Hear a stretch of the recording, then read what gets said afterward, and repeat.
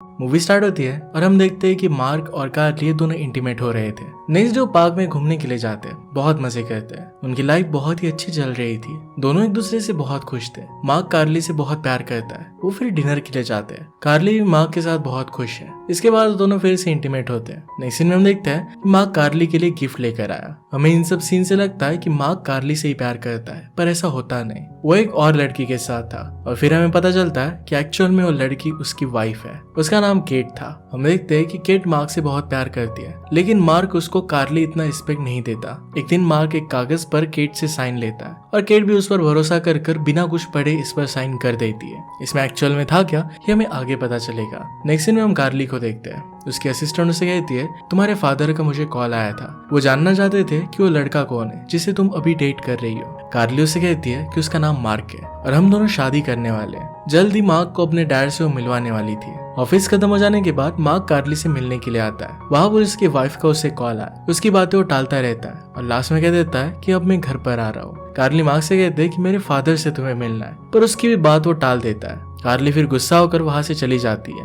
वो अपने फादर से मिलने के लिए गई थी। उसके फादर उसे मार्क के बारे में पूछते हैं। कार्ली कहती है कि मैं उसके साथ ब्रेकअप करने वाली हूँ। उसके पापा उससे पूछते हैं कि तुम इतनी गुस्सा क्यों हो। फिर जो भी हुआ था ये सब जानने के बाद वो कहते हैं कि कुछ नहीं, तुम उसके पास जाओ और सब कुछ ठीक हो जाएगा।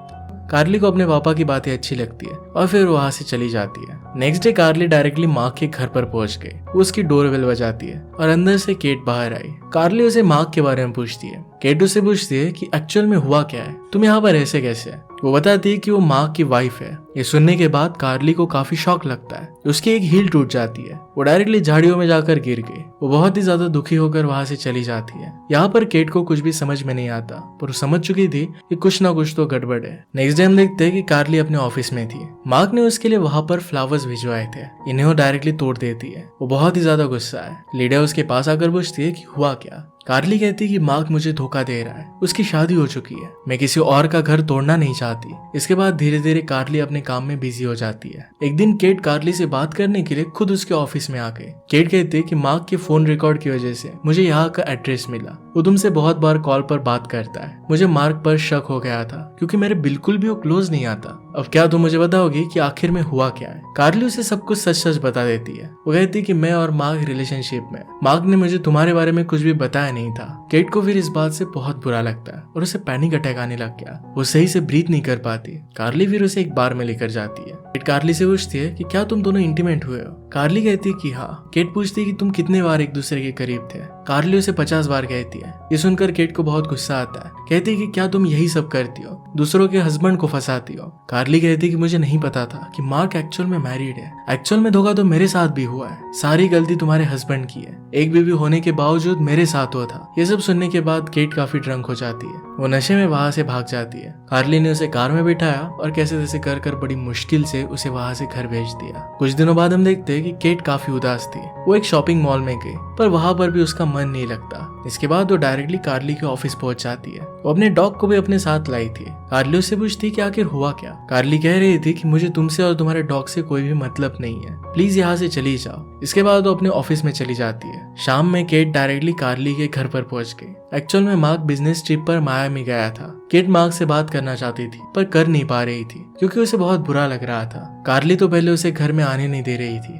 पर फिर दुखी होकर उसे और उसके कुत्ते को घर में आने देती है। इसके बाद वो दोनों बातें करते हैं। केट को भी कार्ली की तरह अच्छा दिखना था। केट पूछती है कि बॉडी के कौन कौन से पार्ट को मुझे शेव करना चाहिए। कार्ली गुस्से में कहती है कि सब कुछ शेव कर लो। इन्हीं सब बातों के बीच में कार्ली को मार्क का कॉल आता है। फिर से केट को बहुत बुरा लगा क्योंकि मार्क ने अभी तक उसे कॉल किया नहीं था। कार्ली फिर उसे ड्रिंक ऑफर करती है। दोनों ड्रंक हो गए और एक दूसरे के साथ बहुत सारी बातें करती है। इसके बाद उन दोनों में अच्छी दोस्ती हो गई। दोनों मिलकर मार्क को बहुत सारी गालियां देती है। दोनों पी के पागल जैसी हो गई। वो ढेर सारे कपड़े बदलती है। वो दोनों पूरे घर को तहस नहस कर देते हैं। नशे में बहुत एंजॉय कर रहे थे। इसके बाद वो डांस वगैरह कर सो जाते हैं। नेक्स्ट डे मॉर्निंग में डॉग उन्हें उठाता है। कार्ली उससे पूछती है कि डॉग ऐसा क्यों कर रहा है। कुछ बोलने से पहले डॉग ने वहां पर पॉटी कर दी थी। इसके बाद कार्ली केट को टैक्सी तक पहुंचा देती है। अगले दिन भी कार्ली केट को कॉल करती है और अपने घर पर उसे बुलाती है। कार्ली जैसे ही घर पर पहुंची तो उसने देखा कि केट ने पूरे घर में तोड़फोड़ कर दिया था। केट कहती कि मुझे बहुत गुस्सा आया था और मैंने सब कुछ फेंक दिया। इसी बीच केट अपने ब्रदर को भी बुलाती है ताकि उसे अकेलापन ना लगे। कुछ दिनों बाद मार्क बिजनेस ट्रिप से वापस आ जाता है। वो केट के करीब आने लग गया, उसे वो किस करता है और कहता है कि डिनर के बाद हम आगे का कुछ करेंगे। वो फिर डिनर पर आते हैं और वहां पर केट कार्ली को कॉल करती है। वो उसे पूछती है कि मार्क को मैं खुश कैसे करूं। कार्ली इस बात से बहुत गुस्सा हो गई थी, कहती कि तुम दोनों भाड़ में जाओ, मुझे तुम दोनों से कुछ भी फर्क नहीं पड़ता। डिनर करने के बाद फिर मार्क और केट दोनों घर पर आए। तो दोनों एक दूसरे को किस कर रहे थे, तभी केट को याद आता है कि वो शेव करना भूल गई है। वो जब बाथरूम में थी तब मार्क को किसी लड़की का कॉल आता है, उससे वो बात करने लगता है। इसी बीच पीछे से केट आ गई। मार्क इस तरीके से प्रिटेंड करता है कि किसी आदमी के साथ वो बात कर रहा है। अब केट समझ चुकी थी कि मार्क अब भी किसी और लड़की के साथ अफेयर कर रहा है। उसके सामने इस तरीके से प्रिटेंड करती है जैसे उसे कुछ भी पता नहीं चला। आज रात उसके साथ वो कुछ भी नहीं करती और डायरेक्टली सो जाती है। नेक्स्ट डे हम देखते हैं कि केट का ब्रदर और केट घर में पेंट कर रहे थे। तभी केट का बिहेवियर अचानक से बिगड़ने लग जाता है। उसके ब्रदर के साथ उसका झगड़ा हो जाता है। बिना बात के केट रोने लग गई। ब्रदर उससे कहता है कि मुझे सच सच बताओ कि एक्चुअल में हुआ क्या है। केट फिर मार्क के बारे में उसे सब कुछ बता देती है, कैसे वो कार्ली के साथ रिलेशनशिप में था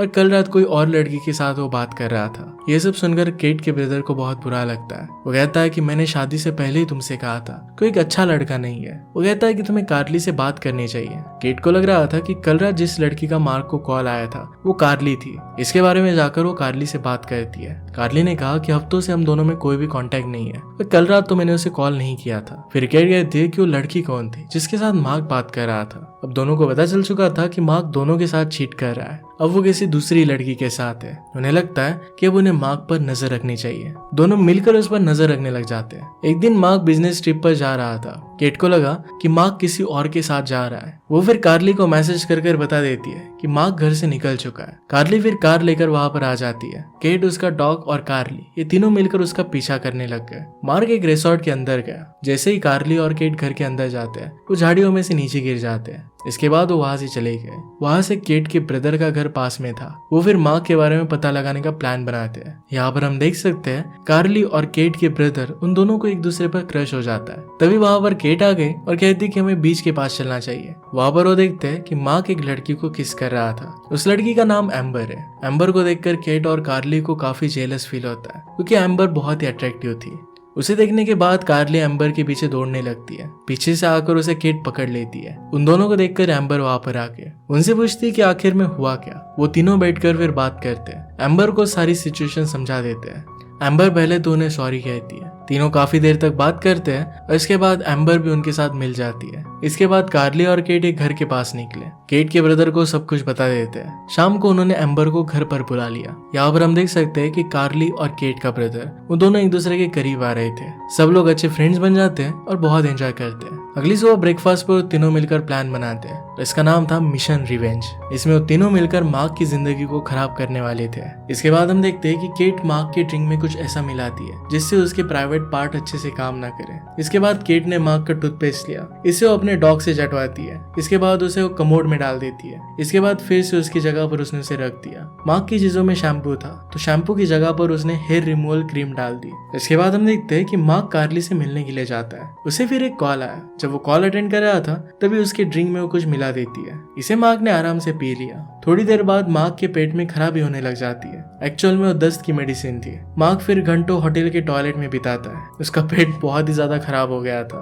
उसने अपने पैंट को भी खराब कर दिया था तो होटल स्टाफ से वो मांगता है। रात में अपने घर पर गया। ये सब देखकर केट बहुत खुश हो जाती है। इसके बाद अगले दिन मार्क एम्बर से मिलने के लिए जाता है। उसे कहती है कि मेरी फ्रेंड को तुम बहुत पसंद आए हो और तुम्हारे साथ वो इंटीमेट होना चाहती है। मार्क फिर एक्साइटेड हो जाता है। जब मार्क एम्बर के फ्रेंड को देखता है तो लड़की कम लड़की की तरह ही ज्यादा लग रही थी। इस सब से वो बहुत परेशान हो जाता है। इसके बाद रात में जब मार्क नहा रहा था तो वो देखता है कि उसके बाल झड़ चुके हैं। उसके निपल्स भी कुछ अलग तरीके से लग रहे थे। ये सब जाकर वो केट को बताता है। उससे वो बहुत चिढ़ाती है। ये सब कर केट को बहुत अच्छा लग रहा था। अगले दिन तीनों फ्रेंड्स मिलकर मार्क का बहुत मजाक उड़ाती है। तीनों बहुत खुश थे। इसके बाद रात में केट मार्क को एक होटल में लेकर गए। वहां पर बहुत ड्रिंक करते। मार्क की बातों से ऐसा लग रहा था कि एक्चुअल में वो केट से ही प्यार करता है। केट ही उसकी लाइफ का असली प्यार है। ये सब जब केट कार्ली को बता रही थी तो कार्ली कहती कि तुम्हें ऐसे लग कैसे सकता है, उसने हम सब पर चीट किया था, तुम उस पर भरोसा कैसे कर सकती हो, वो बहुत ही ज्यादा इविल आदमी है, उससे तुम्हें दूर रहना चाहिए। इसके बाद हम देखते हैं कि केट को मार्क का मैसेज आया हुआ था।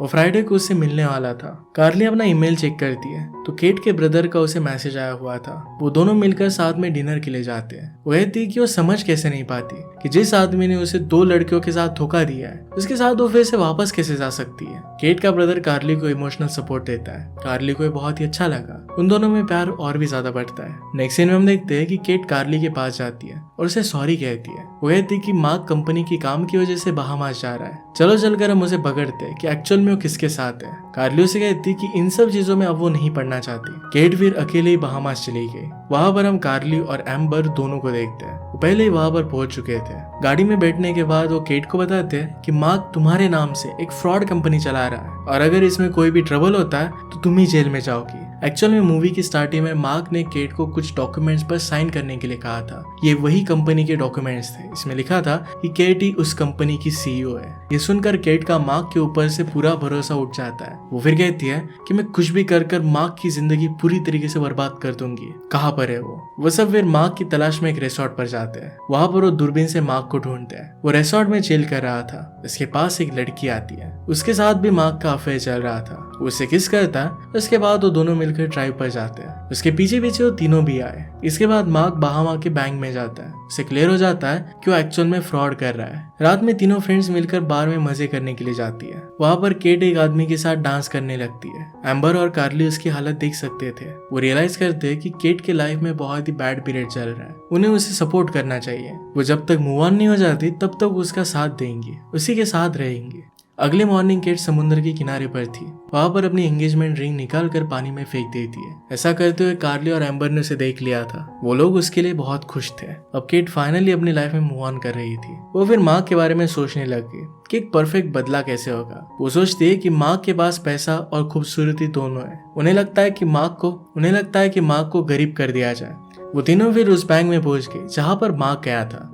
इसके बाद सीन कुछ दिनों बाद शिफ्ट होता है। मार्क ट्रिप से वापस आ चुका था और ऑफिस में कार्ली से मिलने के लिए हो गया। वहां पर कार्ली, केट और एम्बर तीनों थी। उससे पूछती कि तुम कैसे हो। केट ने डायरेक्टली उससे डिवोर्स मांगा। मार्क इसके लिए मना करता है और कहता है कि मैं पूरी तरीके से चेंज हो जाऊंगा, तुम्हें मुझे हेल्प करनी पड़ेगी। इस बार केट उसकी कोई भी बात नहीं मानती। तीनों मिलकर फिर मार्क की बहुत ज्यादा बेइज्जती करते हैं। केट उसे डिवोर्स पेपर साइन करने के लिए देती है। मार्क जैसे ही डिवोर्स पेपर को रीड कर रहा था तो उसमें बैंक का स्टेटमेंट भी लगा हुआ था। इसमें वो बैलेंस देखता है और वो बैलेंस 0 था। केट ने उसके सारे पैसे निकाल लिए थे। मार्क इस बात से गुस्सा हो जाता है। कहता है कि सारी कंपनी तुम्हारी नाम पर है, तुम ही इस सब में फंस जाओगी, मैं तो इस सब से निकल जाऊंगा। केट कहती है कि मैंने तुम्हारे सारे पैसे लेकर जिन भी लोगों को तुमने फंसाया था उन्हें वापस कर दिया, इस कंपनी को ही दे दी है, किसी का भी नुकसान नहीं होगा। मार्क के अब सारे पैसे चले जा चुके थे। उसके पास ना वाइफ थी ना बच्चे। मार्क का बॉस फिर उसे वहां से कंपनी से निकाल देता है। मार्क ये सब देखकर बहुत ही शॉक में चला गया। मार्क कुछ भी बात करने लग गया और वो ग्लास से टकरा जाता है। उसके मुंह से बहुत सारा खून निकलने लगता है। इसके बाद वो रिसेप्शन पर गया। वहां पर उसने अपना बैंक स्टेटमेंट निकाला।